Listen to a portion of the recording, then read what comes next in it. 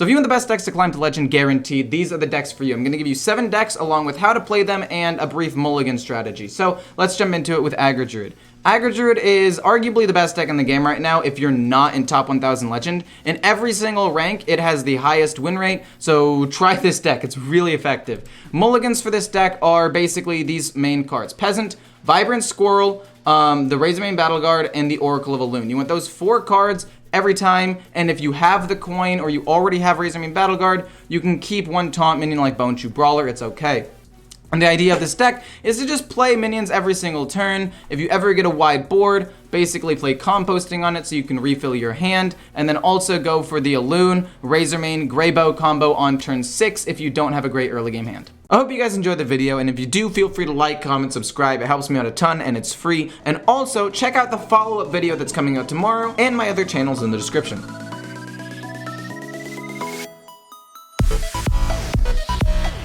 So the next deck on this list is Elemental Shaman, and this deck is fairly simple to play, but I personally like it a lot. It's my comfort pick, it's one I've used to climb a lot in the past, and I would recommend it for you guys now. It's not super hard. Basically, you just want to play Elementals on curve, try to keep the Elemental chain going so that way you can always get these extra effects, and the mulligans are Kindling Elemental, Wailing Vapor, Cage Mesh Custodian, Arid Stormer, Primal Dungeoneer, if you have the coin or you already have a lot of elementals, and then the Granite Forgeborn. The only card I don't keep every single time is the Primal Dungeoneer, because if you have the Primal Dungeoneer and a couple of other bad cards, I don't want this to be like one of the first cards I play.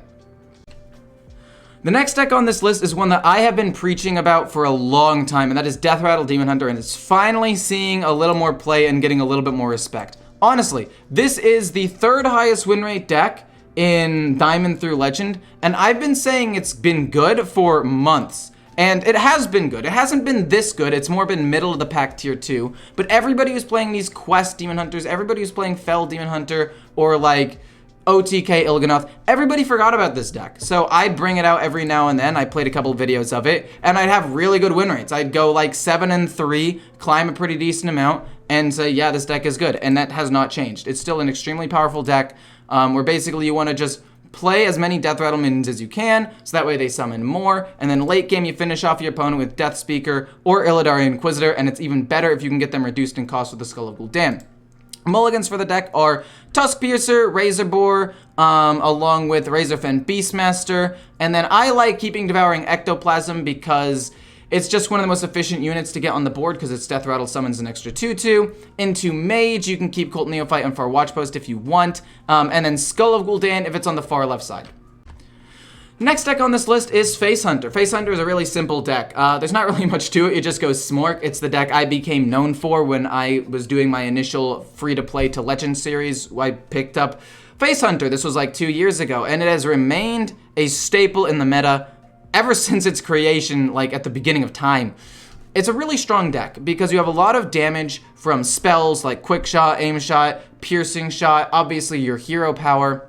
But you also have really good early game tempo with some of the best early game cards in the game. Demon Companion, Wolpertinger. The Initiate's a neutral card but still synergizes very well with things like Adorable Infestation. Imprisoned Felmaw to push 5 damage potentially. And then you finish them off with Trampling Rhino if you haven't killed them by turn 5 already. It's a really strong deck. Mulligans are basically Demon Companion, Initiate, Wolpertinger, Cult Neophyte if you're playing against Mage. I like keeping the Felmaw and Mancrick. And if I have the coin, I will keep Warsong Wrangler as well. So further down this list is Libram Paladin. You could play a version with secrets that is arguably better, but I don't like that version as much because I like going all in on Libram Paladin. You could also go with the Secret Paladin. If you want to, just go to Hearthstone Replay, select the top one right here, it's Secret Libram Paladin. But normal Libram Paladin is not that far behind, and it's one I personally like more, because I just think that it synergizes better. Like, with Secret Libram Paladin, it feels like you're doing a couple of different things, but with this deck, it feels like you're just committing to Librams, getting as much value as you can, tons of extra stats every single turn, with an extra mid-range win condition with Magtheridon. You know, you could play this along with a Libram of Justice and potentially wipe your opponent's board and get a 12-12. It's actually very strong. Somebody told me I should put it in a while ago, and I was like, maybe I will. And then it turned out to be really good. So I would recommend doing that. In terms of mulligans, you want to keep Knight of Anointment, Hand of a Doll, Elder Attendant, sorry, McGurgle, Bannerman, obviously, and then if you have the coin, Elder Truthseeker. Honestly, you could keep him without the coin too. The amount of mana cheat you get out of him is insane, but he's not as important, especially if you already have an Elder Attendant in your hand.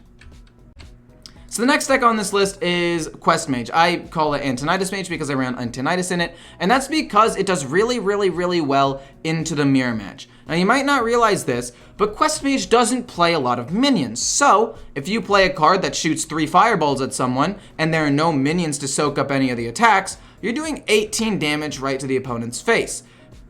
Add that with the fact that you won't trigger Ice Barrier into a mirror match because you're not playing minions either, and as long as you hit them with a couple of burn spells beforehand, they're going to die pretty much every single time. And if you finish the quest later on, the fireballs will do 3 extra damage. They fix that bug, which is also sick. You could take out the Cone of Cold and the Hot Streak for 2 wand makers. This is something I've seen people do, so you have an extra minion to target. It's not bad. It's actually a pretty good strategy. I just like having Cone of Cold to protect myself against the tons and tons and tons of aggro druids I've seen, but it's up to you.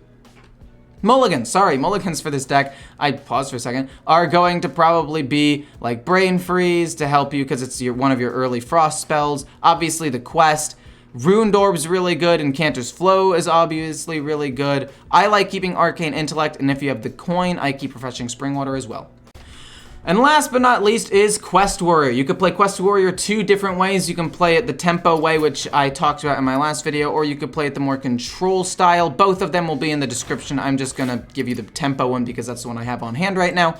But yeah, basically they play the same way, except the control version has like 1 or 2 less pirates, so you don't have the Bloodsail Raider, and I don't think you have the Freebooter, and you run a couple of control cards. You run like Barov, you run Rancor, you run Brawl, and maybe a Shield Slam. Just throw some of those in there, along with taking out Cutting Class, and it just makes, in my opinion, a very well-rounded control deck with a good win condition with your quest. But the tempo version is actually really good as well, and I think might be better, although it's really close, because you're constantly putting out that pressure, and you use Rokara as a late-game finisher, as opposed to a late-game infinite value generator that will slowly win you the game. Right, in this version, you play her on like turn 7, and then she will help you finish the game with your increased tempo and your weapons. That's about it for Quest Warrior. In terms of mulligans, just any pirate less than 3 mana, and obviously the quest, and then you can keep Athletic Studies too if you're into an aggro matchup and feel like you might need a rush minion. Now you might be wondering why I didn't put a couple of these decks on this list, like Quest Warlock and Garrote Rogue, and the reason is because they're very high skill cap decks. I think that Quest Warlock, when played well, can be one of the, if not the best deck in the game, as shown by Top 1000 Legend, showing it as a top deck, and Top 1000 Legends showing Garrote Rogue as being one of the top decks. But if you go to Diamond through Legend, the win rates drop a ton to barely tier 2, and then Garrote Rogue I think is even lower down, unless it's tier 3, along with the fact that if you put just Diamond, they're even lower. If you scroll down, the win rate drops about a 0.5%, and Garrote Rogue drops by 1% after that. So just because they're high skill cap, the people who are watching this video probably want to climb to Legend, maybe even for the first time. So I would not recommend playing one of these more complicated decks unless you really want to like delve deep into it, watch videos, really learn how to play it, and then play it after you've learned about it. And then the one other thing about these decks is that they're kind of meta dependent. Like, if you're playing against a lot of token druids, that is one other reason why Garrote Rogue won't be doing super well. And since everybody who's climbing from Diamond to Legend is playing Quest Druid, because it's like the most popular deck in the game right now, at least in that like rank tier, Garrote Rogue is going to struggle against the massive aggressive boards. Same with the increase of face hunters and stuff like that. So play those 2 decks at your own risk. I will say that they're playable. I would recommend using the lists on these sites. You could change a thing or 2 around if you don't like a couple of the cards. But again, I wouldn't personally recommend them for the purpose of this video. Hopefully you guys enjoyed. If you do, feel free to like, comment, subscribe. Check out all the other stuff that I've done in the description and comments, and I'll have some iCards as well, and hope to see you guys in the next one.